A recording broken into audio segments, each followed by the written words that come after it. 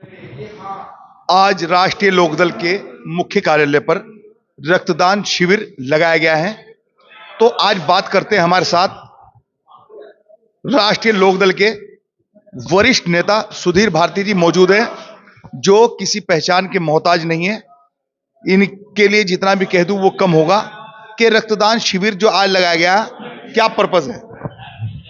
देखिए, सबसे पहले मैं आपका और आपके जो दर्शक हैं चैनल के सभी का धन्यवाद अदा करता हूं कि आपने आके इस आज पुण्यक्रम को कवरेज देने का काम किया।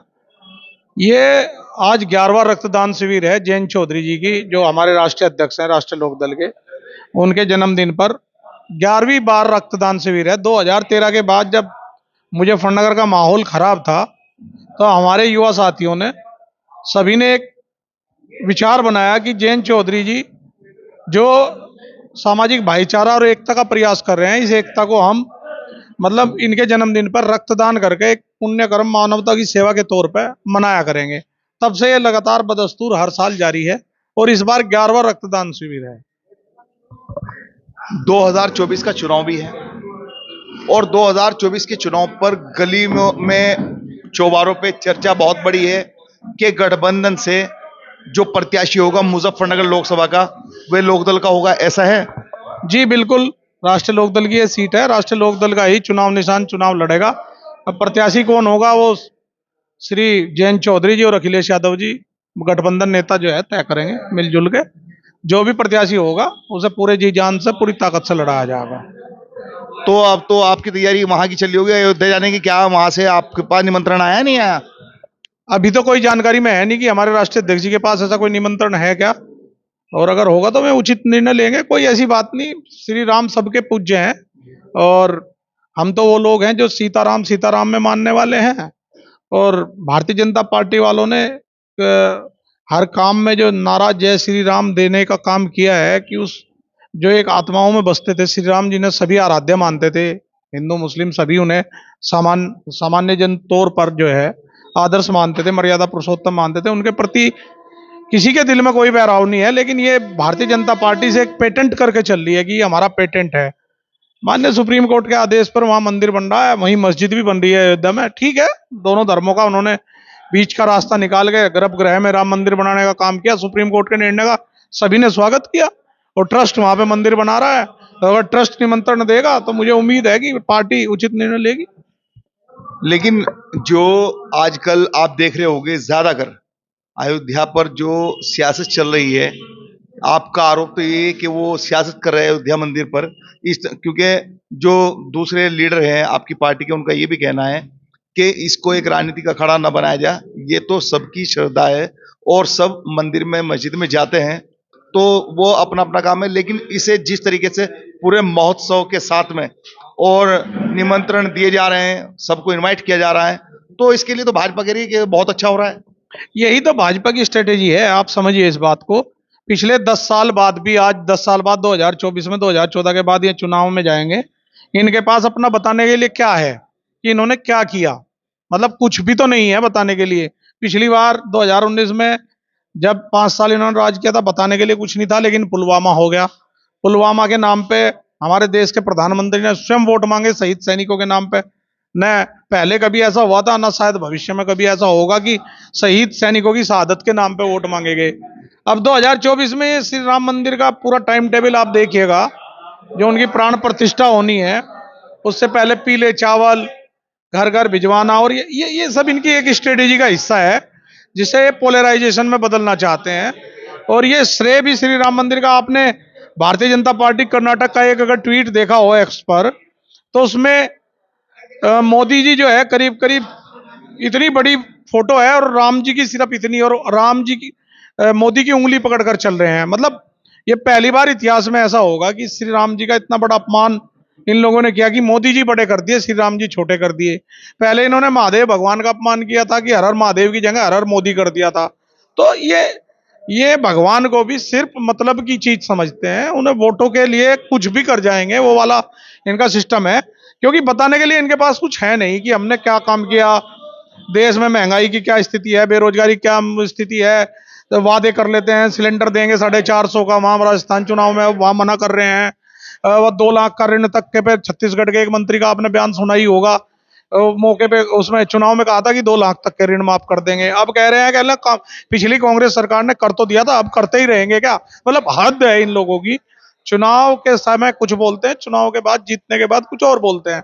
अब इन्हें कुछ दिखाई नहीं दे रहा। 2024 में स्पष्ट हार दिखाई दे रही है।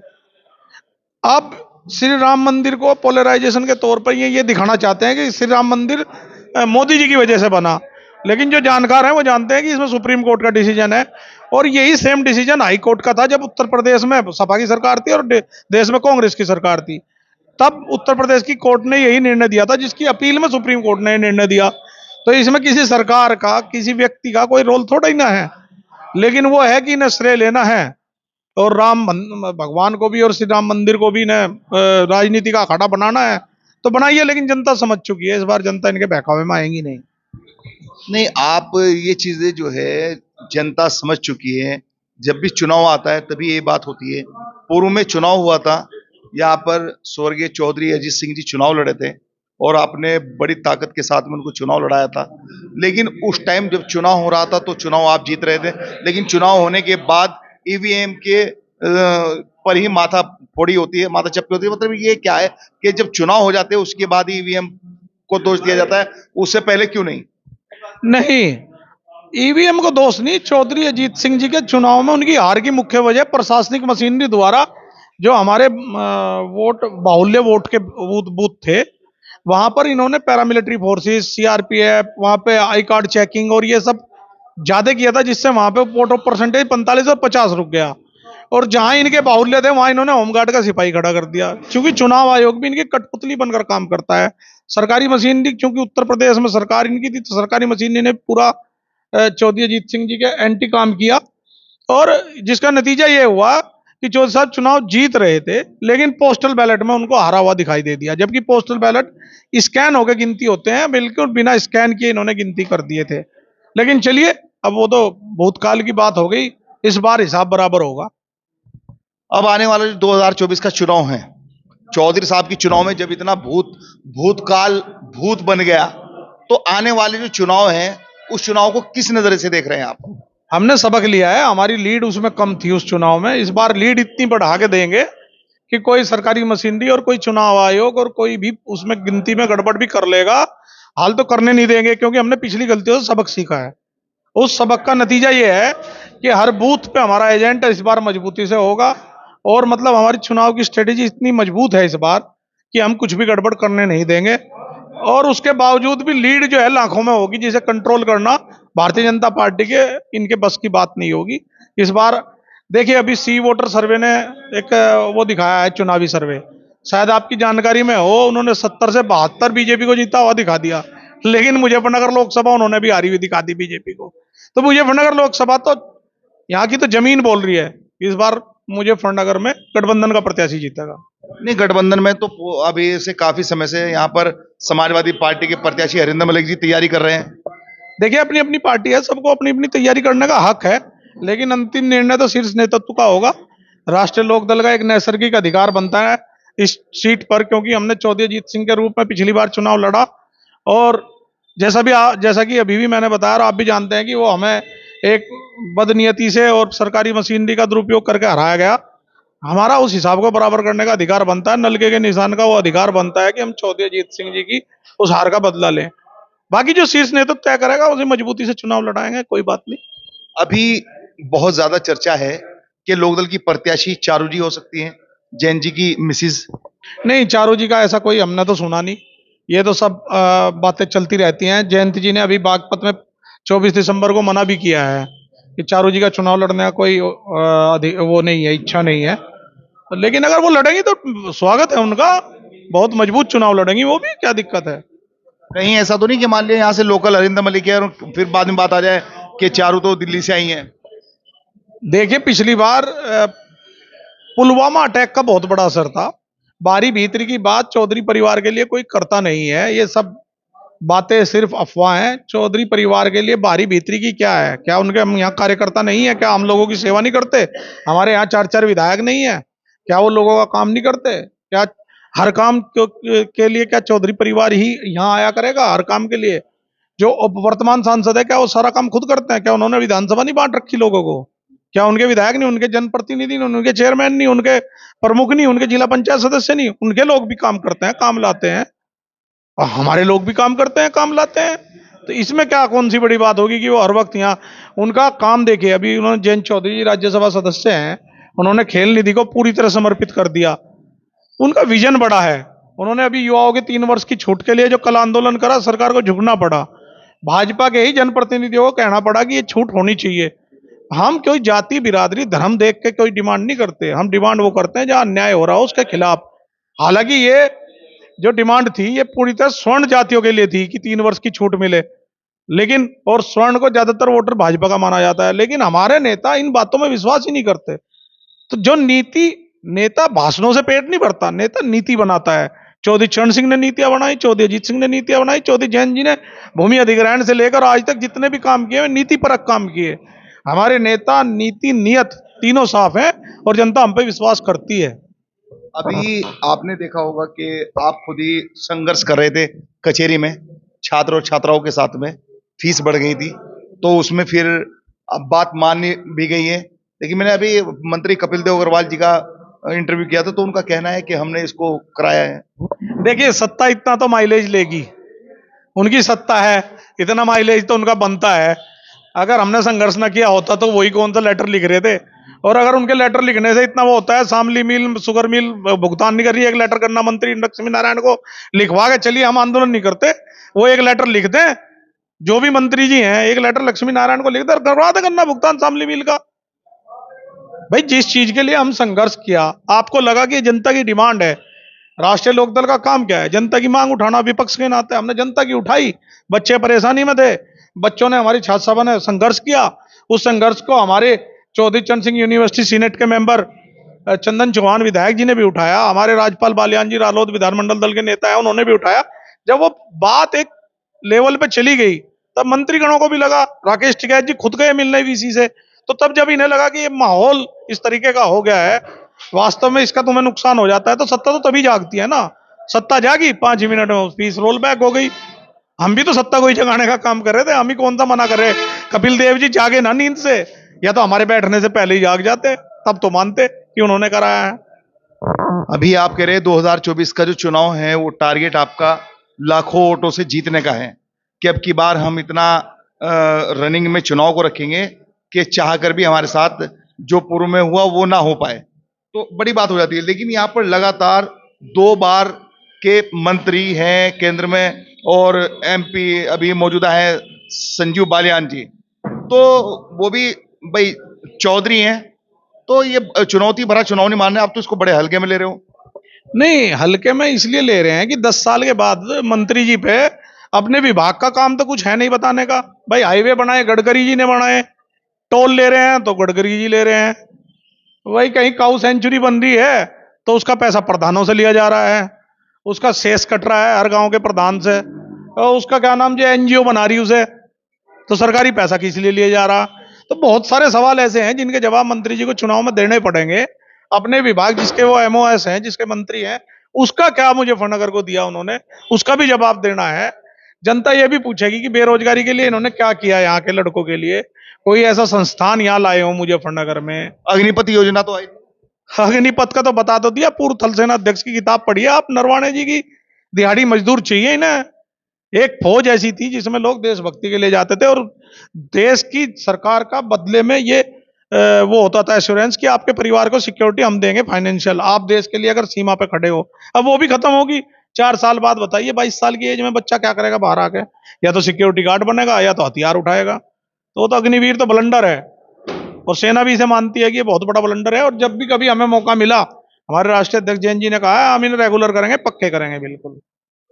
हाँ जी, युवा अध्यक्ष हैं हमारे साथ में राष्ट्रीय लोकदल के, और पूर्व में बड़े पद पर रहे हैं, तो बात करते हैं कि 2024 की क्या तैयारी है।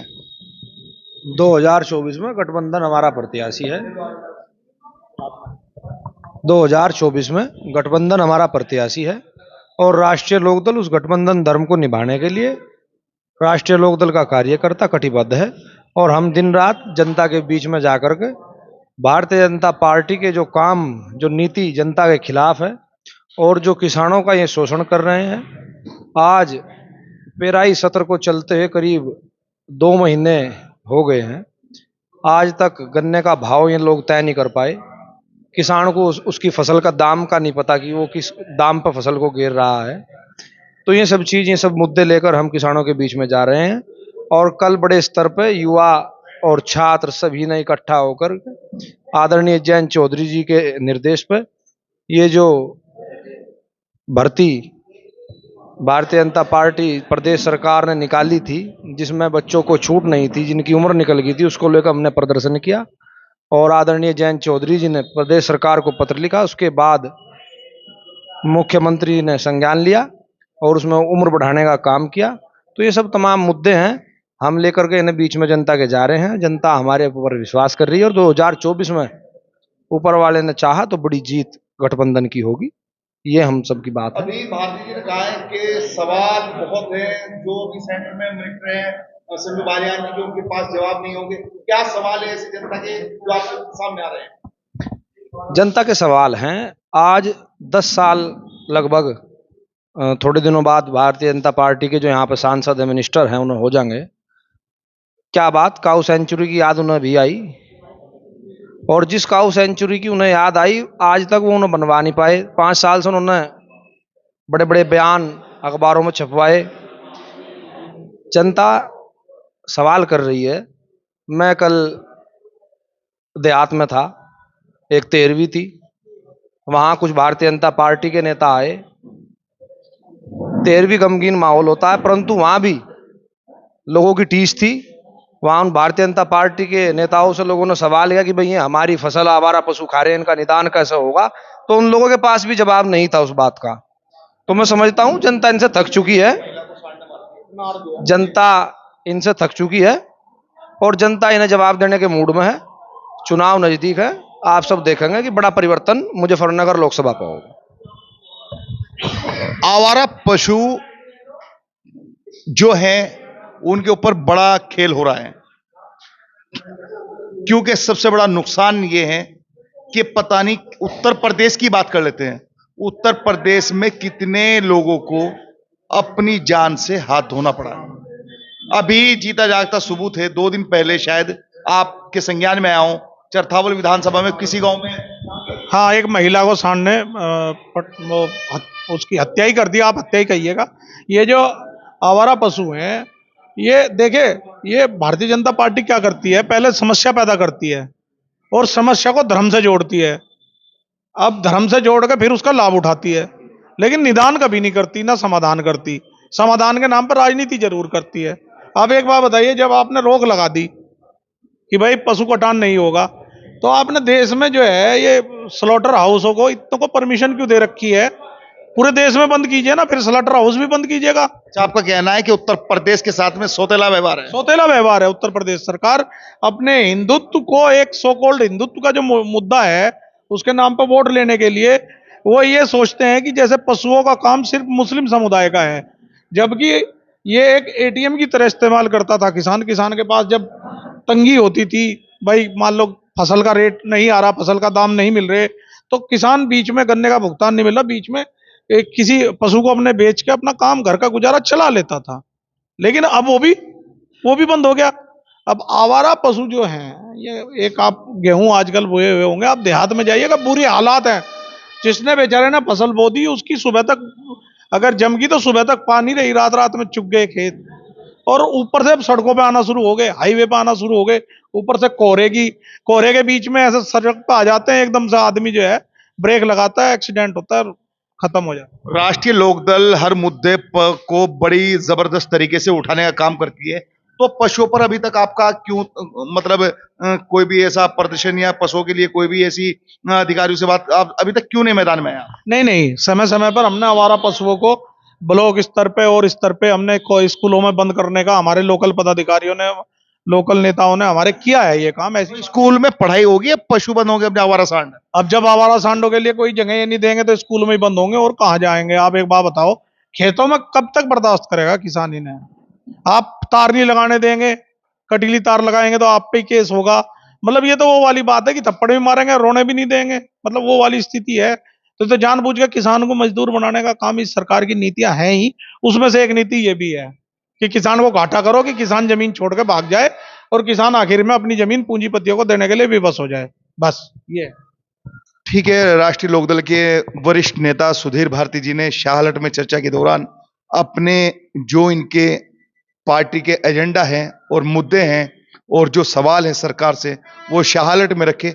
आप देख रहे हैं कैमरामैन सोनू मलिक के साथ अरशद राणा की मुजफ्फरनगर से एक खास रिपोर्ट।